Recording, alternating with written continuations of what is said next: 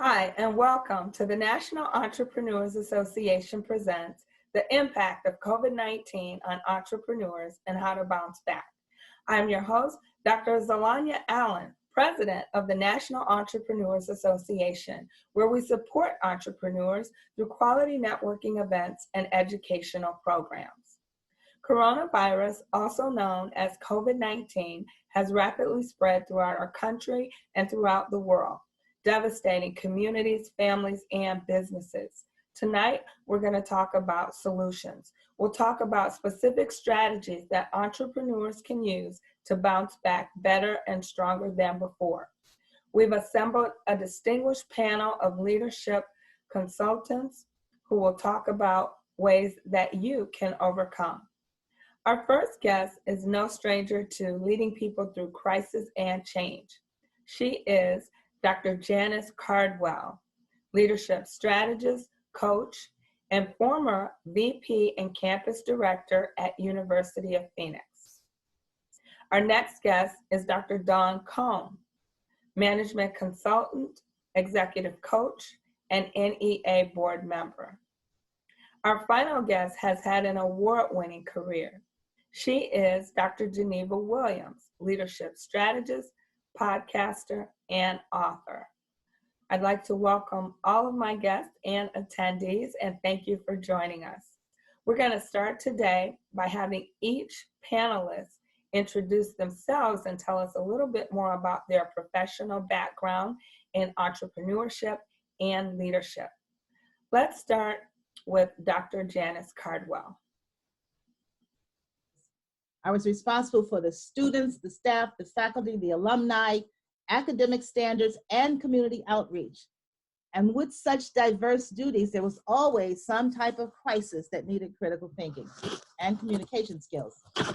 My entrepreneurial life started in 1984 when my partner and I launched The Conceivers as a custom clothing and promotions company. What I learned was work ethic. We worked 16 hours a day to pay the bills. And that's something that you need in a crisis. And working from home, which many of us are doing right now, does not mean you are not working. It means we are working more, not less.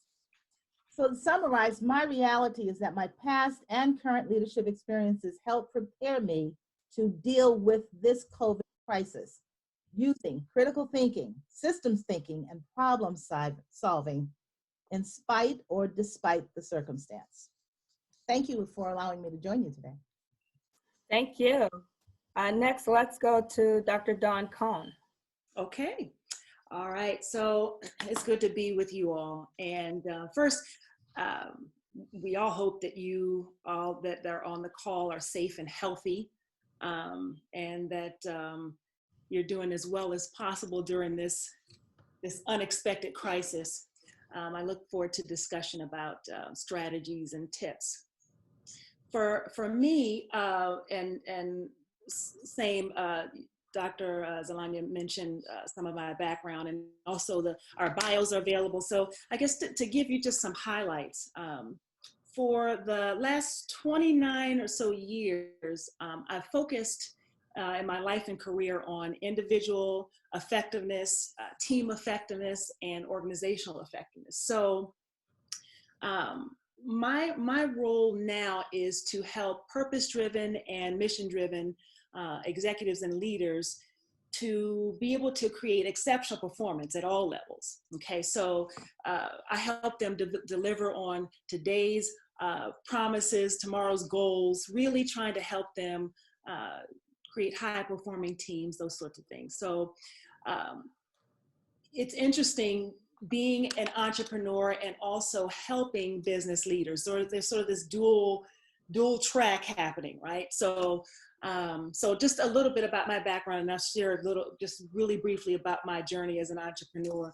I come in to help executives and leaders often when they are in trouble, when they are either losing revenue, losing customers, or something, some crisis has happened, something unexpected has happened, and they have to make tough decisions. They're trying to recalibrate. And I come in and I help them make tough decisions. I help them make sense of the chaos, and really be able to thrive in that environment. Now, what's interesting is, in my previous life, I worked a number of years as a clinical psychologist, and I'm licensed as a clinical psychologist. So I bring that understanding of human behavior and change and resistance to change and how we react to crisis, all of that to a lot of my work. And it has, it's really informed how to help leaders be able to affect change, lasting, sustainable change. So after doing that in my previous life, I switched over a number of years ago to doing organizational consulting work, and I worked a number of years internally in a variety of settings, and doing my own work, project work on the side, freelance, through word of mouth. And then about 5 years ago, I decided it was time to have a little less talk and a little more action, because I had decided I wanted to start my own business. And so it was time to stop talking and get moving, right? And so going into it full time. So that's been my journey, growing my business and as an entrepreneur, while helping other business leaders and entrepreneurs do the same. So, you know, my entrepreneurial journey has been similar to what I do with leaders, helping them to navigate the unexpected, the uncertainty, knowing when to know when to hold them, know when to fold them, know when to walk away, know when to run. The song is in my head, right? But you just have knowing when to make those decisions, right? Knowing when to pivot. The panelists, one of us, a couple of us were talking beforehand, and that's all in my notes, the idea of knowing when to pivot. It's the same journey that I've had to go through the ups and downs. The good thing is that as an entrepreneur, we're uniquely positioned, because part of our game plan is having to deal with uncertainty, things coming from left field. So that's been my journey, and I look forward to sharing with you some of my insights and my experiences with you all as well. Okay, awesome. Let's bring in Dr. Geneva Williams. Tell us a little bit about your background. Hi there. And Zalanya, let me thank you and NEA for just an incredible panel. I'm so delighted to be with Jan and Dawn. It's really my honor, and just want to say hello to everyone. Hope everyone is staying safe. If any of you have been uncertain about your next steps, particularly when you reach a turning point, like a change in career or retirement, or a milestone birthday like 50 or 60, you may be a little uncertain and perhaps a little fearful of what those next steps might be. Well, I'm passionate about helping women leaders and entrepreneurs figure out their next steps so that they can have a vibrant life full of purpose and power. And that's what I've been doing these past few years. But Zalanya, before that, I think one of my really challenging times was when I decided, for some strange reason, to leave a successful career as a nonprofit executive, a 40-plus year career. And it was just phenomenal, and decided to become an entrepreneur. And when I did that, I was excited about doing it. 2 months after I made the decision, my husband was diagnosed with cancer. Shortly thereafter, my mom got sick. And then shortly thereafter, my dad got sick. And so within those first couple of years of me stepping into this new world, changing lanes to go from nonprofit to business, I lost all of them in a few years. And then I started my second company, and really had a lot to learn from that pivoting. And so here I am now. I'm a podcaster, an author, and award-winning businesswoman at 70, and am just enjoying life and doing all that I can do. And I'm delighted to be here to learn and to share what I've learned. And excuse me, not to admit fabulous, fit, and fine. Just Thank you. get in there.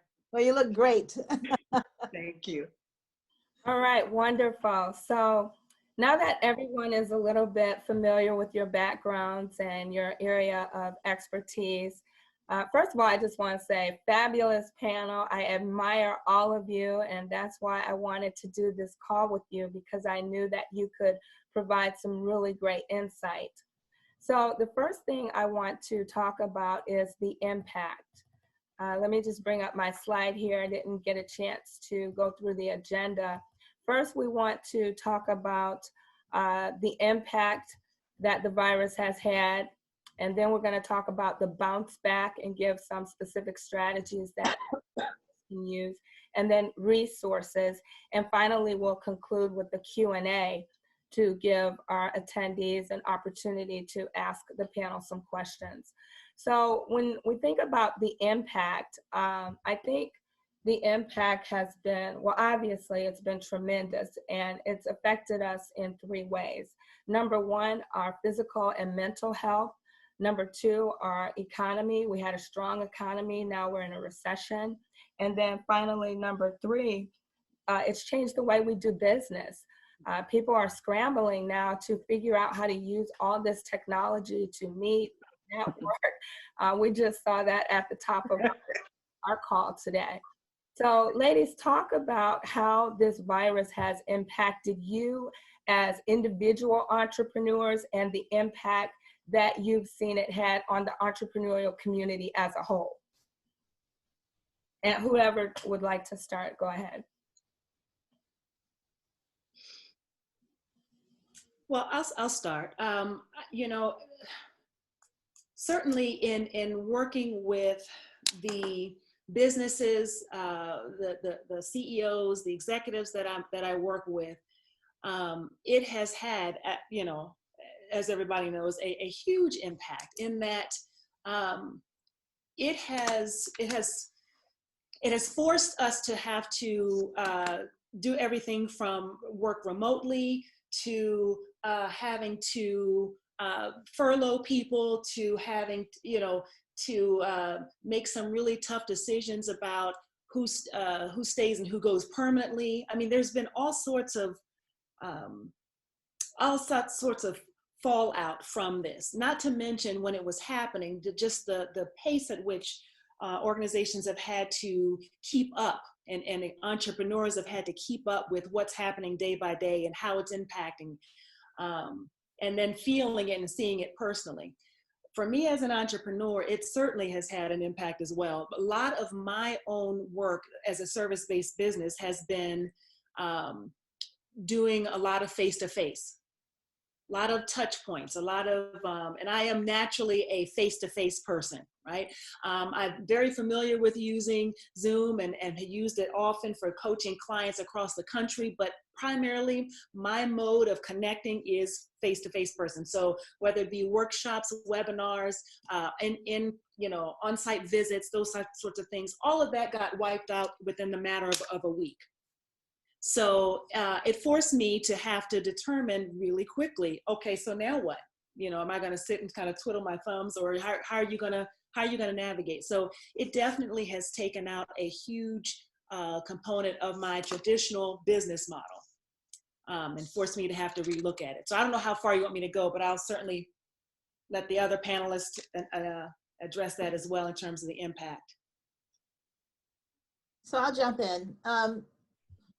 You know, you asked us here because our business is leadership primarily. And in my opinion, when an entrepreneur hangs out a shingle or starts a business or says, I'm going to offer a product or a service, you're declaring yourself to be a leader. And I think one of the biggest impacts of this COVID-19 is that entrepreneurs and everyone really has been having to bring their leadership skills forward. Mm-hmm. As Dawn just mentioned, that pivot, and you mentioned it earlier, pivoting away from a face-to-face interaction with other people to do your business or offer your product or your service is the biggest impact. But it's also forced both entrepreneurs and individuals to look beyond their circumstances to find another way to either do business or to adjust or to survive. So I guess the biggest thing it's done, impact, is it's kicked in survival skills. And I'm hoping, at least from the people I'm talking to, it's kicked in survival skills that people really didn't realize that they possessed. But it's caused all of us to start thinking about life differently. First, how do we protect ourselves with health? And of course, we really hope that everyone is staying healthy, sheltered, whatever that means for you, wearing the protective equipment, doing what you need to do. Because if you get sick, that's the worst thing for an entrepreneur, particularly if it's your primary business. But you've got to be able to go forward, and you've got to be able to survive after this. And so that's why I talk about critical thinking and problem solve. Critical thinking to me is making some sense of what you're hearing and how you respond to it, and then fitting your life and your business into these adjustments that we all have to make. And those were, using video conferencing instead of having a face-to-face conference, or for client services, or shifting what you do. Instead of your clients coming to you, you may have to shift to a delivery service and do things, or a pickup service, but just doing things differently, I believe, is the biggest impact. And I don't think it's going to go away as quickly as we think it could. Mm-hmm. Agreed. Okay. Yeah, so, oh, Yes, Dr. Geneva. yeah, no, I think both Dawn and Jan have, just, hit on the impact that certainly has, affected me. My business is about networking and establishing relationships, and usually face to face. And so that has shifted and changed. When I talk to other entrepreneurs, similar, but depending on what their business is, most of the times I hear the impact is, a lot of financial. That, how am I going to pay the rent? How am I going to pay the mortgage? I'm missing my customers. How am I going to stay in business? Am I going to fold? So I think that financial impact is very, very heavy out there as well. And for me also, the impact has really helped me reaffirm that I am my brand, I am my business. So that means I have to take care of myself even more. And I think this whole thing that's happening to us, it really is affecting our health and well-being. And so it just brings it, that's probably been one of the biggest impacts for me, that this, in a minute, we can lose loved ones. We can, our things can change, and we have nothing to do about it. It's not in our control. And, came out of the blue. And while it is heavy and scary, it is temporary. And certain things will pass, at least staying home, but what's next? And so all of those things, all of those emotions, I think, are constantly swirling as we as entrepreneurs try to figure out what our next steps are. Absolutely. So first, you mentioned the physical and the mental health part of this, and then the financial impact. First, I want to tackle physical and mental health, because without your health, you can't do anything. The rest doesn't matter. So let's talk for a moment about what entrepreneurs can do to take care of themselves so that they can lead the people in their organizations and they can continue to have a successful business. What have you guys been doing to deal with the stress and isolation from the stay-at-home orders that have just been extended another 2 weeks? Right. Well, I know I'm in shelter with my grandchildren. Okay. So that keeps me, oh my gosh, that keeps me centered. It keeps me purposeful. It keeps me happy. And so I think, to the extent that we as entrepreneurs recognize that we've got to connect, and really connect even more. No matter what we have to do, we have to find ways to connect. So I know I'm doing that. I'm also, I'm really checking out my self-care toolbox. We all do self-care in different ways, and I'm kind of always checking it and making sure that I have, extra things in it that I'm dealing with.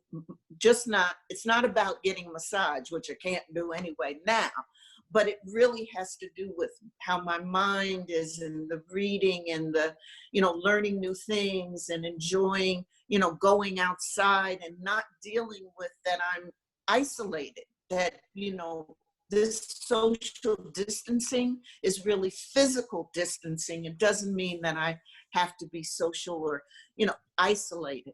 But the other things, Alanya, I think as I'm thinking about my own health and welfare, I am thinking about employees and customers and their health and well-being. And I think we as entrepreneurs really need to have this public health and well-being framework and focus really in the center of what we do like never before.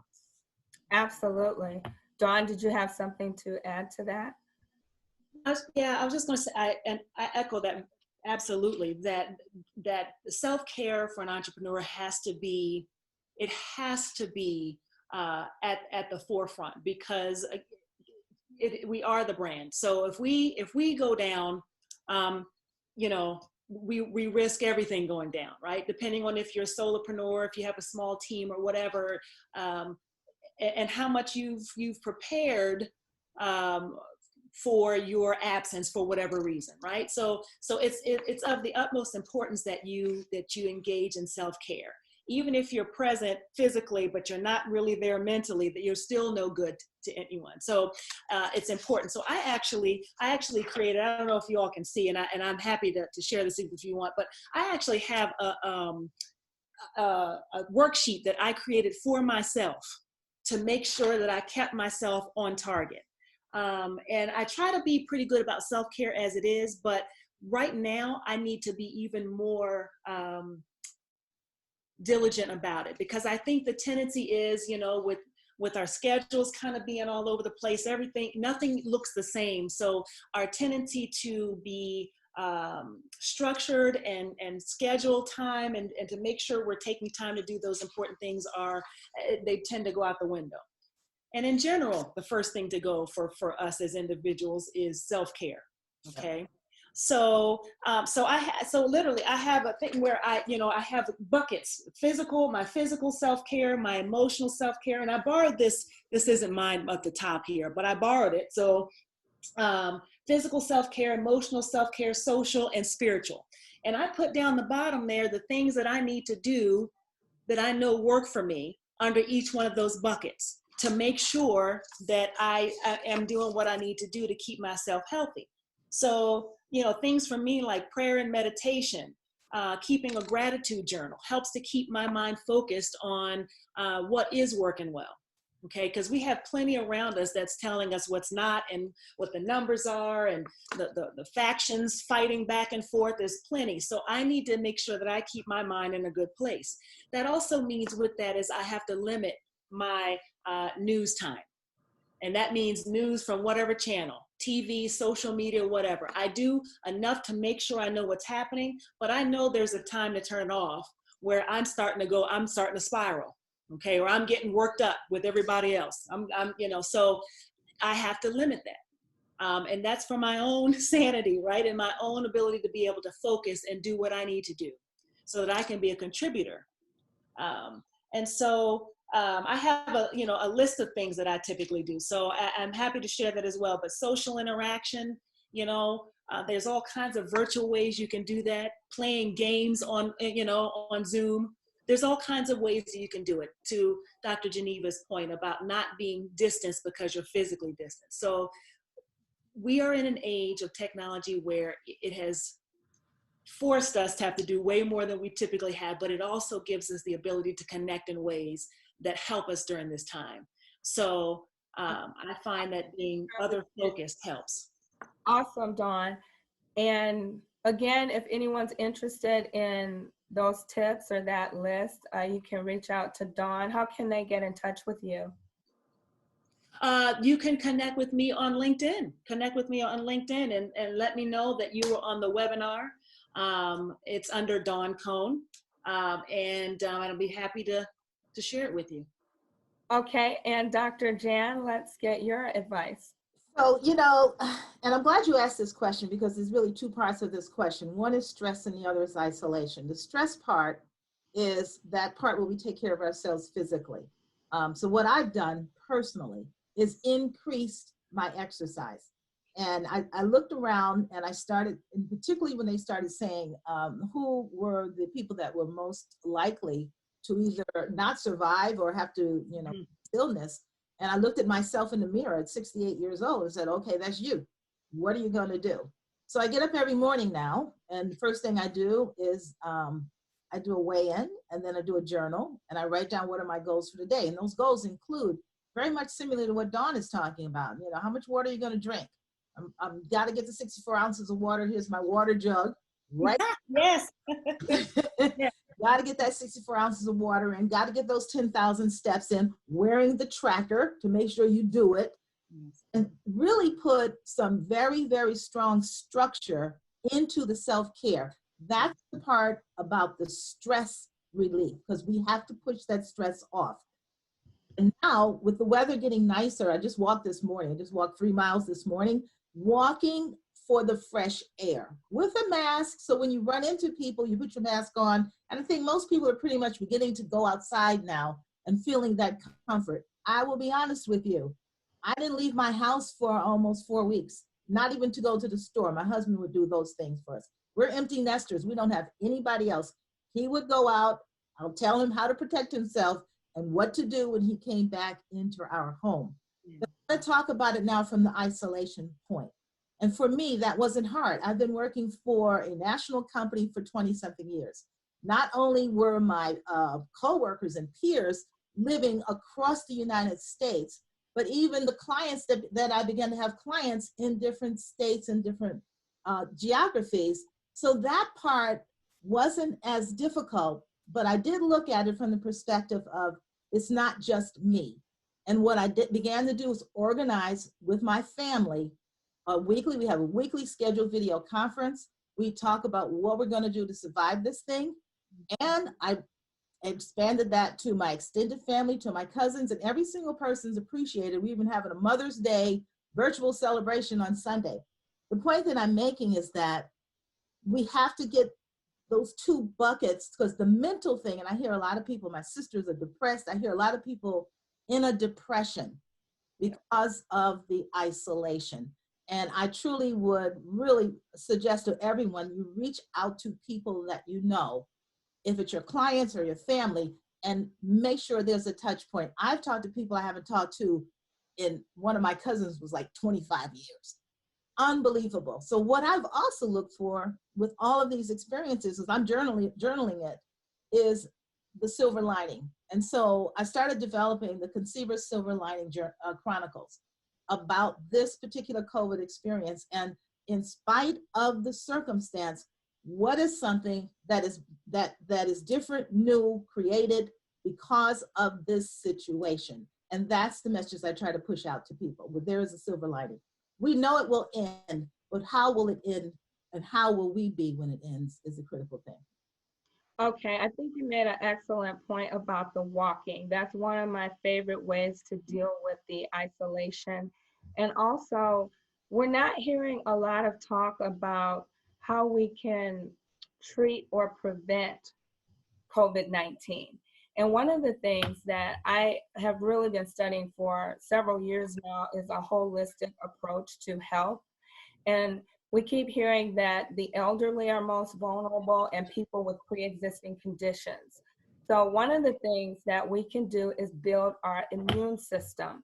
And one of the things that we are most deficient in is vitamin D, because our body creates that when we're exposed to the sun. And because everybody is shut in, a lot of us are vitamin D deficient. And even before coronavirus, that was the case because of winter.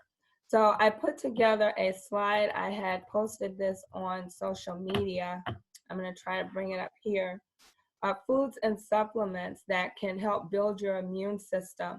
I think everyone by now knows that vitamin C is good for building your immune system, but also vitamin A, and as I said, vitamin D and zinc. And then there's tons of herbs that can help build your system. Noni juice, elderberry, turmeric, ginger. Do any of you ladies have experience with a more holistic approach to medicine and building your immune system? Yeah, well, I do intermittent fasting, which I find to be extremely positive for my cell regeneration. And so I think that's a good thing. I absolutely agree with you in terms of what we eat. So in that window of when I do eat, those things that you have listed on your chart and others, because our whole family is into it, I do consume, and I feel definitely a difference. I also want to pick up on Dr. Jan's point about stress, which I think is absolutely critical. And thank you, Dr. Jan, for bringing that on the agenda, because, if you want to talk about something that can affect your immune system, if you don't handle your stress, that's what stress can do. So it can weaken our immune system. And sometimes we feel like we're in a catch-22 because all of this change that's going on, this unpredictability, this uncertainty, it causes anxiety and stress.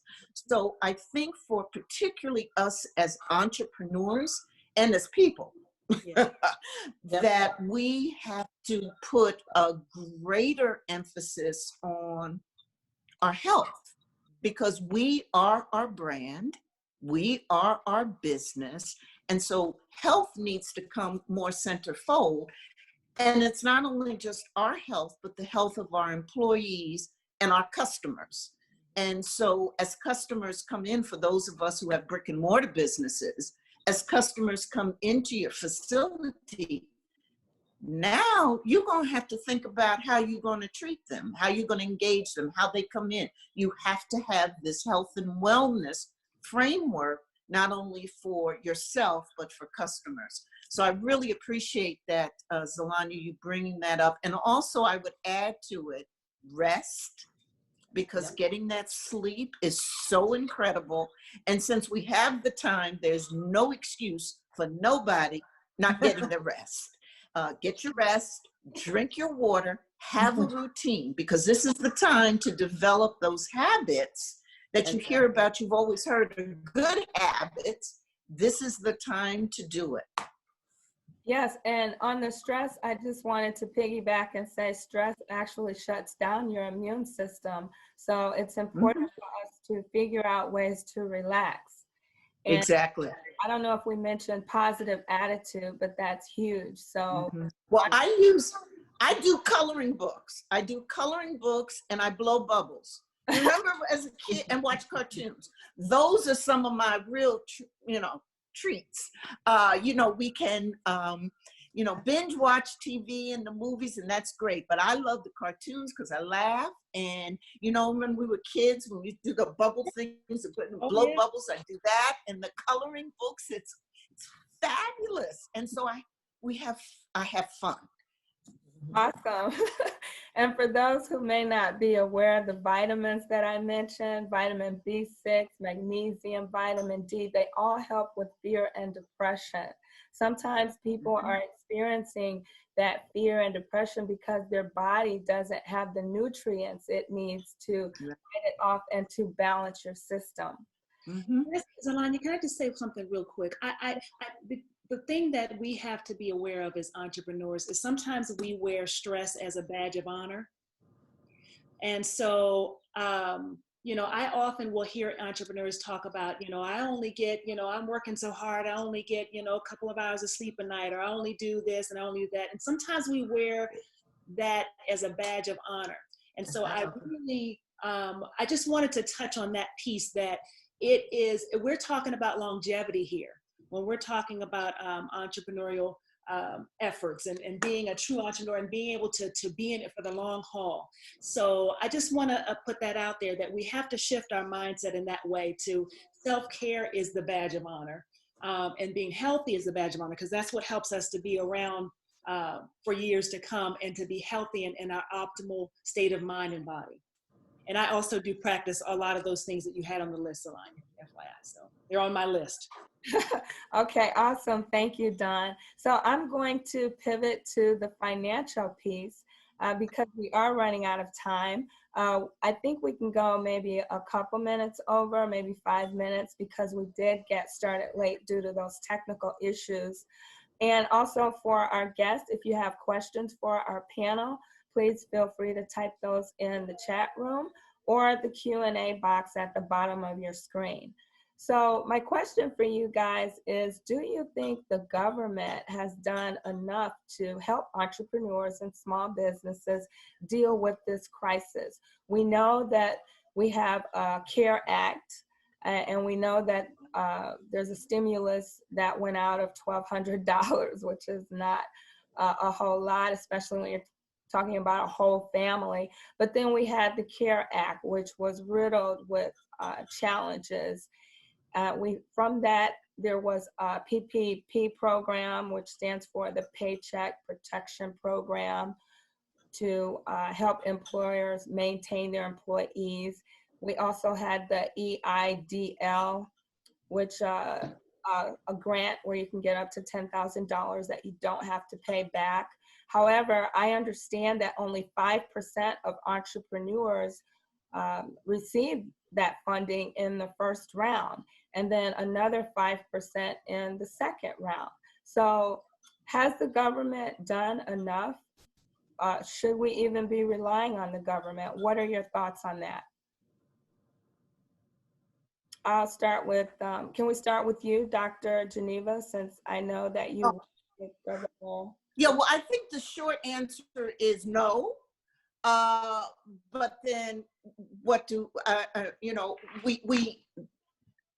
it almost is, it almost in many cases, in my view, isn't about how much the government has done or have they done enough, but whether or not we as entrepreneurs and small businesses have access to what is our tax dollars. And I think that's the no answer, because no is that, for particularly African-American or female businesses, the whole question of access to capital is not new. That is that we haven't had that access. So now it's, it's a double whammy situation that we're in. And so we know that as soon as that money hit, it was gone. And that's why the second wave came. But however, I do anticipate other waves, and there are a number of efforts that are going on in the community where different banks and corporations like DTE are getting together and trying to do the best they can to change that situation.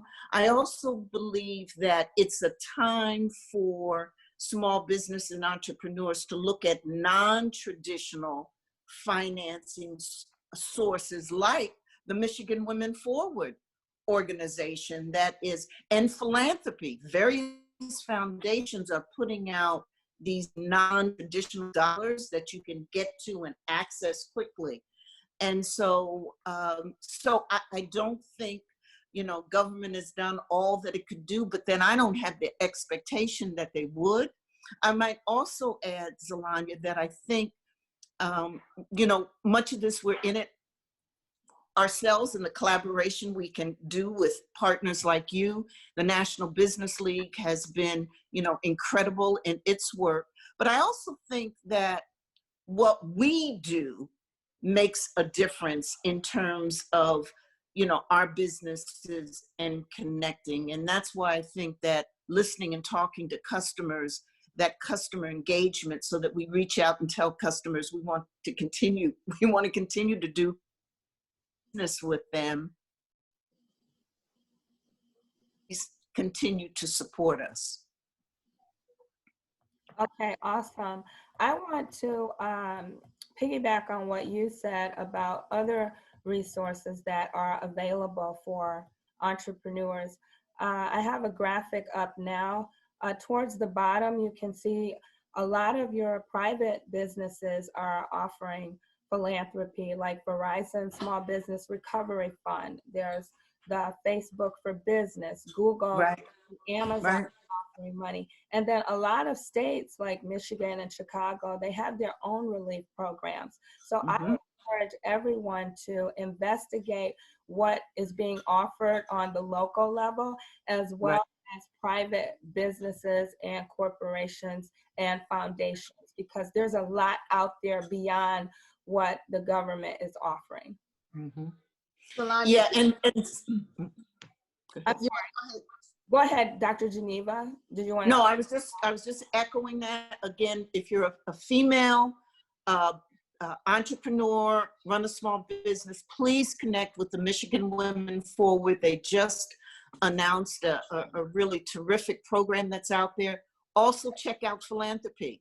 You know, Kresge, Knight, Hudson Weber, all of those foundations are really stepping up and trying to make a difference. The National Business League is another one. Vanya and the resources that she has in Connect. So I think this is the time that we can step out and look at some of those non-traditional sources. Yes, go for the government because it's our tax dollars, but I also encourage folk to look at some of in other places. Absolutely. Dr. Jan? yeah. So, Yolanda, to answer your question, I think this is what, as I'm hearing you and Dr. Geneva talking, what I'm hearing is a no-no. To answer to your question is a no-no. One of the no's is KNOW. What do we know? And I don't think that entrepreneurs, particularly smaller, really, mom and pop stores, don't really know enough about the resources that are available. And also, Dr. Geneva talked about only 5% of entrepreneurs were funded. That speaks to two things. One, did we apply? Did entrepreneurs apply? That's the first one. And second, if we didn't apply, then the first answer is absolutely no, because we didn't apply to even get the money. But if we did apply to get the money, then it speaks to something else that is probably something we need to KNOW know, is how to establish those financial relationships. Because what I'm hearing is that those who did not get it, who did apply, it was based on their relationships with financial institutions, which means as an entrepreneur, we need to rethink how we do business with financial institutions. And many times they want a 3-year relationship and they want to see money flowing through and little small loans being taken out and paid. So when something like this comes along, there's not a no answer where you need the resources, but you're not able to get it because you don't have that financial resource in place. So, and the other third thing is what we're learning from this is we really cannot depend on the government. And so I love the conversation and I love the fact that you're showing some additional resources. And I think this could be a whole webinar. I think you and I talked about that. This should be a webinar where you actually just do a whole financial conversation. Right. Resources available and walk people through the steps, because quite often it's the NOW of knowing what and how to do it. Absolutely.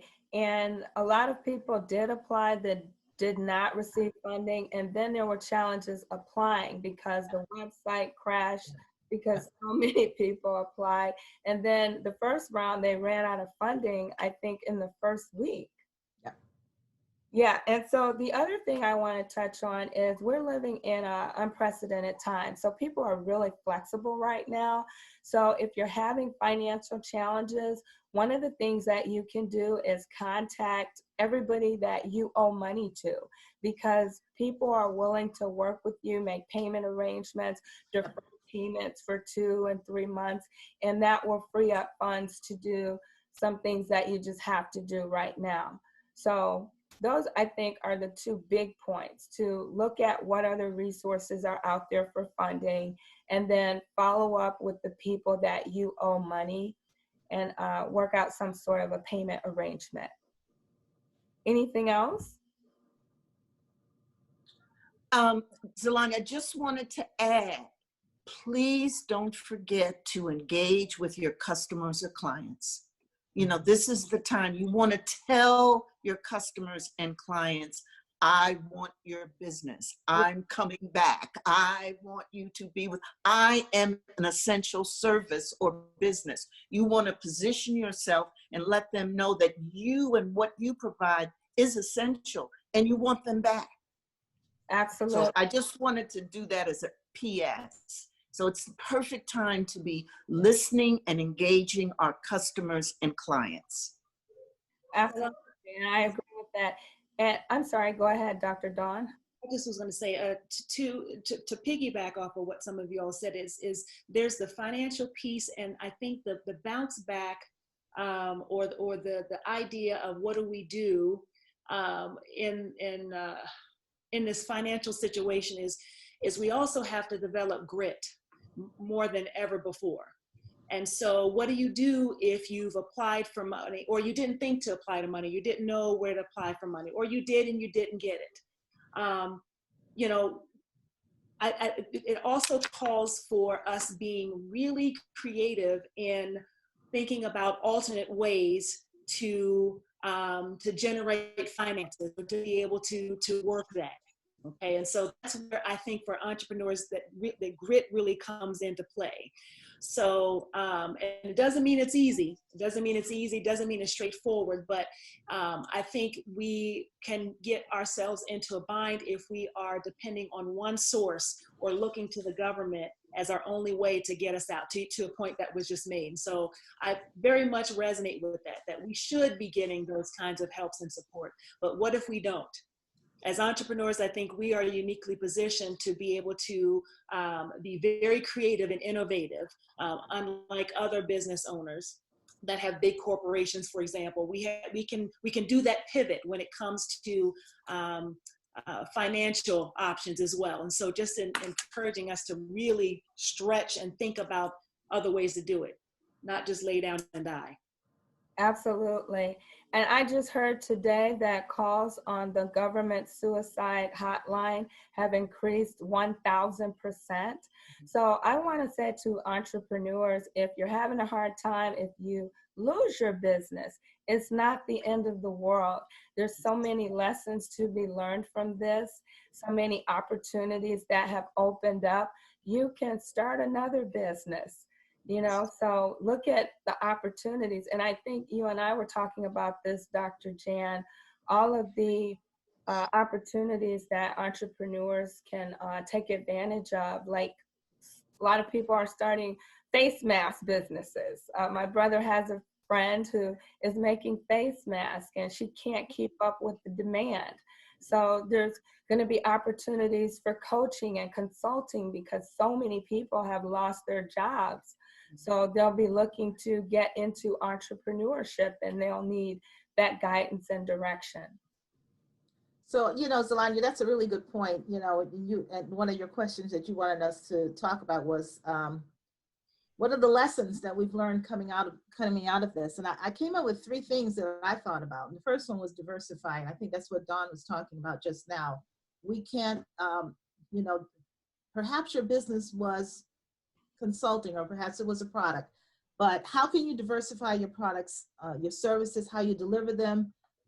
We are a perfect example of that now. When there used to be face-to-face conferences and now we have to do conferences virtually. I've got 3 conferences that had to switch and pivot to be virtual conferences. It's an opportunity with diversification of your product and your services for you to be sustainable. So if you're hit in one way, perhaps there's still an income flow coming the other way. I've already touched on being money smart. That's a critical thing.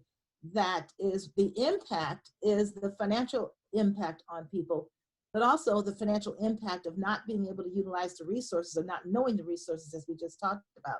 But most important, and I love Les Brown, because he always said, if you can look up, you can get up. But you can't get up if you stop looking up. So I think you have to think ahead.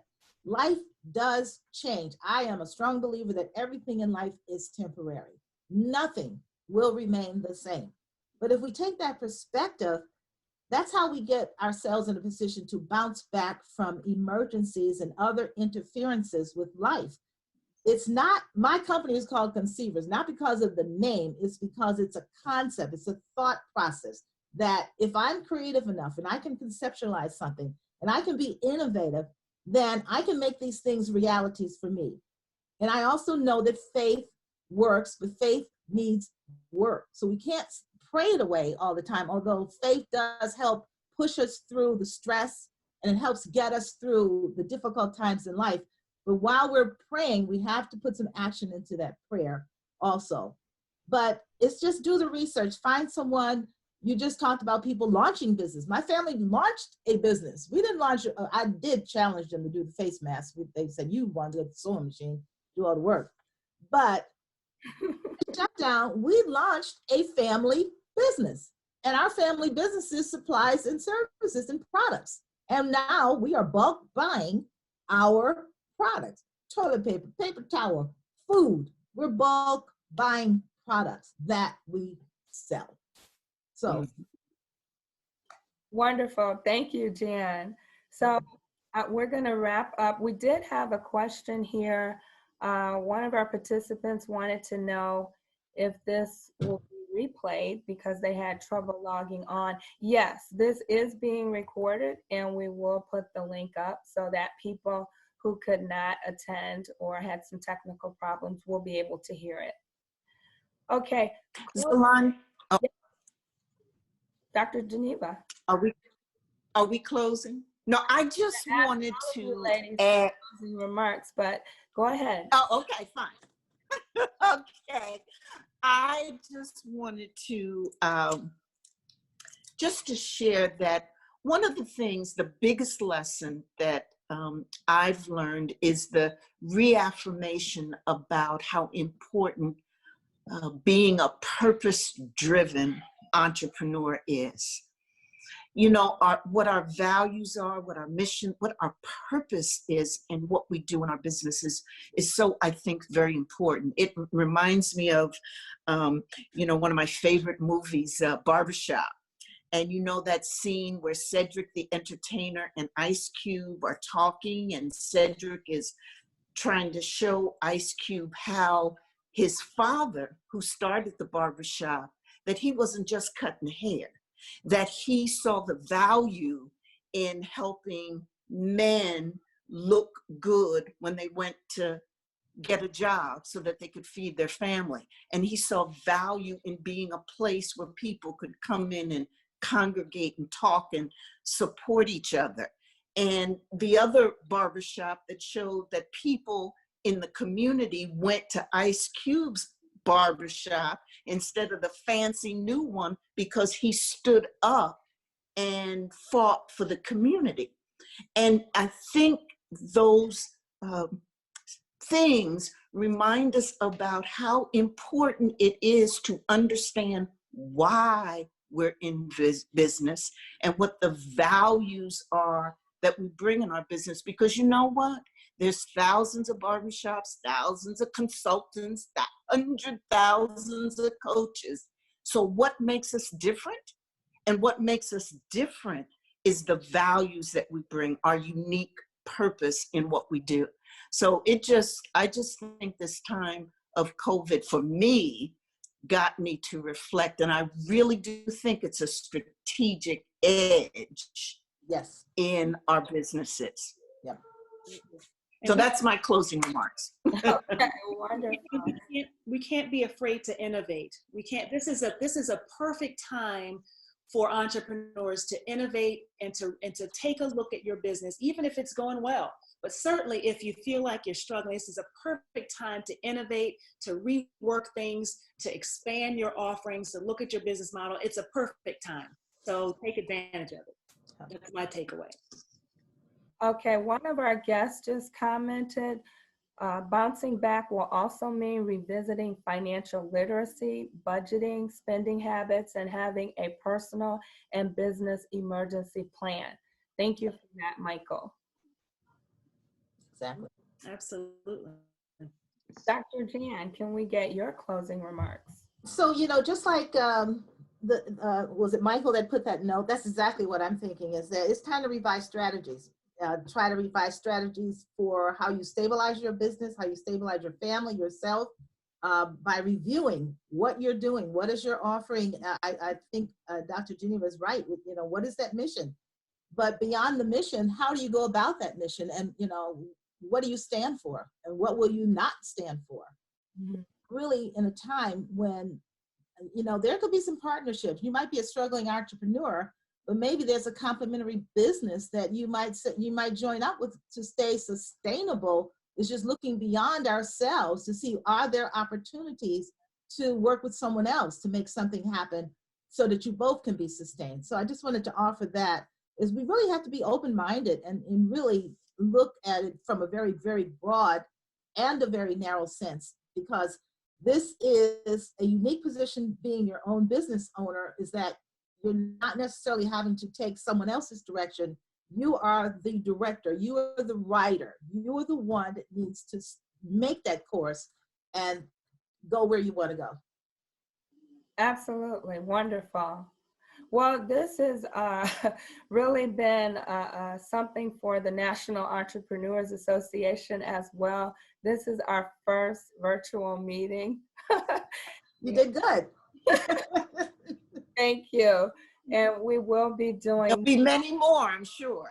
there Yes. will be, as we adjust to what people are calling the new normal. However, I think things will get back to the way that they used to be. However, we probably will see some social distancing for a while. So we will be doing more virtual meetings. And I just want to encourage everyone to get a strong support system around you. When you're stressed out, when you're in need of anything, you need people to call on that can help you, support you, and give you a positive word. So in closing, I just want to say our goal with this event was simple. It was to focus on the positive aspects of the situation that we're dealing with. And we believe that by having a positive attitude, a strong support system, utilizing the available resources, and staying healthy, you can bounce back from COVID-19. So I'm Dr. Zelania Allen. Thank you, my guests. Thank you, attendees. And take care of yourselves and be safe. Be safe. Take care, everyone. Bye. Take care. Thank you.